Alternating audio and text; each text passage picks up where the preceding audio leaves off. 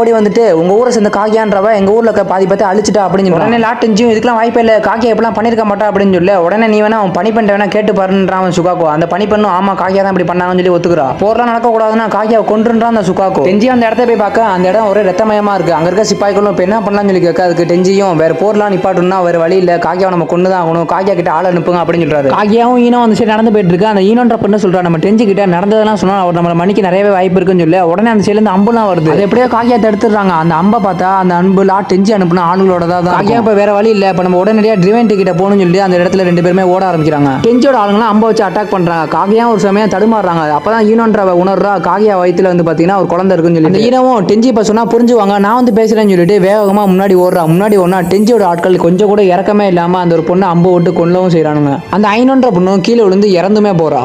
இதை பார்த்தா காக்கியா வயிற்றுல கையை வச்சுக்கிட்டு அந்த டிவைன் ட்ரீயை நோக்கிட்டு வேகமா ஓட ஆரம்பிக்கிறான். காக்கியா அந்த டிவைன் ட்ரீல கீழே வந்து நிக்க